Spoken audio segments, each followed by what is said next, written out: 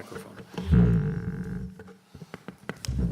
Thanks, Bill. Well, first, I like the title of the workshop, Energy and Environment, because anyway, energy is part of the environment as people are part of the environment. Why? Because, in fact, an energy company as Total is, its main mission, I would say, is to produce, transform, make affordable and accessible energy to people, but produce and transform energy that is a natural energy.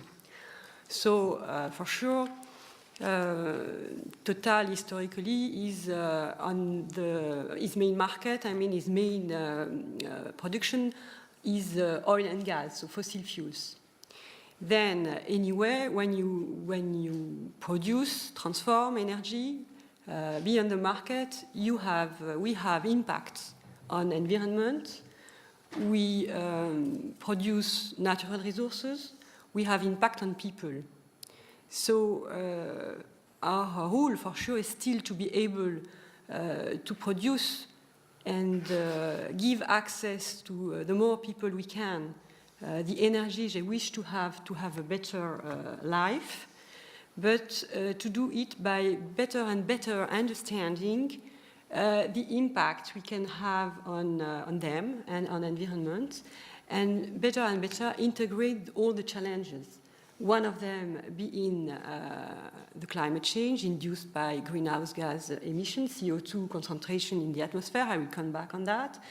Another one being pollutions, possible pollutions on air also, but on water, on soils, and so on. Another one is natural resources limitation, because the world is a finite world. So for sure, we always speak about oil and gas resources, but there is also the water resources, there is also the mineral, all other kind of mineral resources, and then the development, the poverty that we still have to solve in these planets. So this is, I would say, a huge responsibility, not only for Total, but for all responsible people to innovate, to invest, to be able to tackle all these challenges together. So if we don't tackle all these challenges together, who will be able to invest in clean energies in the future, for example?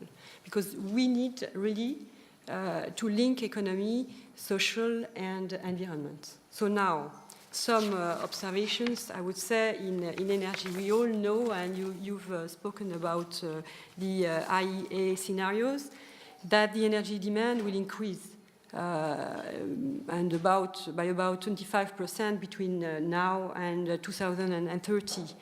Fossil fuel, oil, natural gas, and coal accounts today for 81% of the energy mix. So for sure, is one of the main reasons of CO2 emissions, because when you use the natural energy contained in the oil and the gas and the coal, you produce CO2, you like it or not, at the atmosphere. And then in the future, and in 2030, even in, I would say in maybe, I don't like to use this word, but optimistic scenario, we will still have 75% of this energy mix that will be of fossil energy. Maybe with a different balance, I hope so, between gas and coal, for example, proportionally more gas than coal than today, to cope better with the greenhouse gas issue. So, hence, we really need to invest a lot to create a more diverse energy mix. And this is really the challenge we will have companies like Total, but I would say all responsible of the world, because policy will be needed also to help for that. Well, just now I would like to take the pure angle of Total. What are our priorities if we think about environment? First, our first priority is to manage the risk associated with our operations, to avoid any major accidents. And that's really the constant progress. For sure, we have an history, all industries have a history of huge accident and pollution. We have to continuously progress to avoid this accident. And we made progress. If you look at statistics as history, we've made progress. Nevertheless, we have to do everything we can to avoid these accidents, and also to be prepared in case of an accident, and not to be prepared alone, because it's to organize, for example, an anti-pollution campaign when you have a huge accident. If you organize it only by yourself, total alone, you will fail, because you do everything you can, but when there is a big accident, you need to have a completely transverse organization involving states and partners and competitors. And all that has to be prepared ahead of the accidents.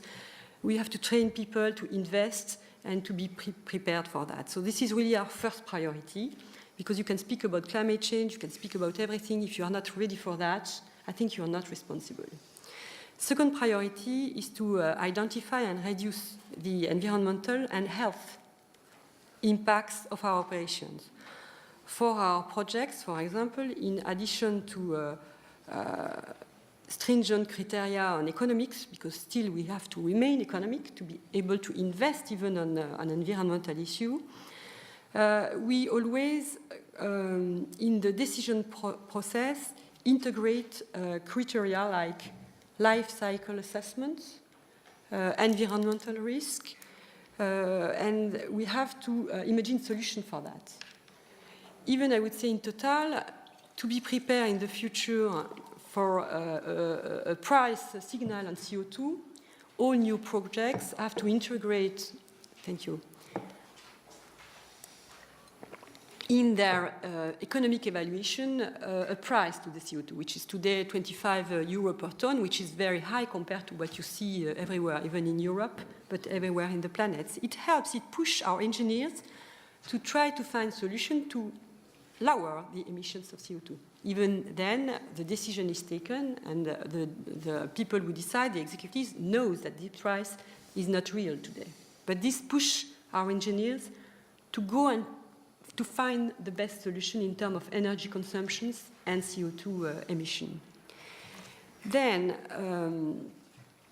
we also, each time we have a project, we do, when we start a project, we do what we call an environmental baseline, meaning that we involved partners, academic partners, scientific partners, in the assessment of, for example, the biodiversity and its sensitivity around our future installation.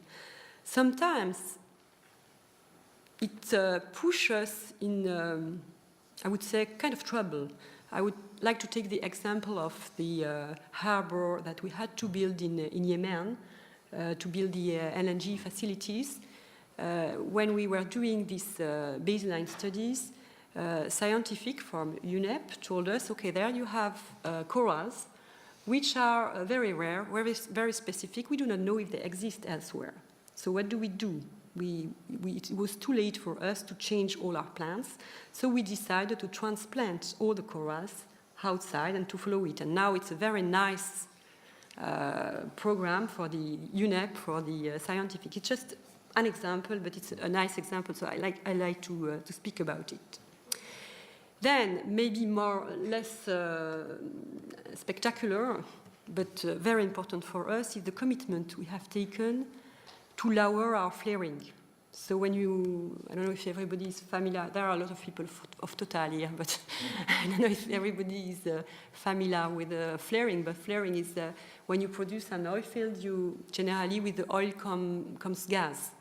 In the past, when we developed fields in some part of the world, and most precisely often in the Gulf of Guinea, we had no solution for the gas because there were no infrastructure. So the design of the production was made to get rid of the gas and to flare it, so to burn it.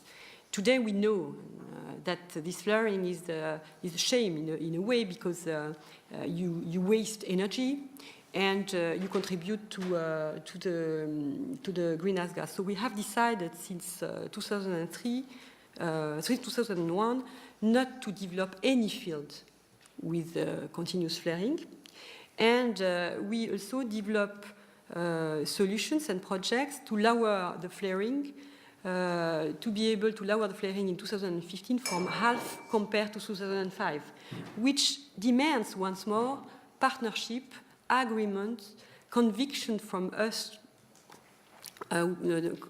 needs to convince, our partners, the states on which we are working, because generally you develop solutions where you spend money, you use budget for no more production.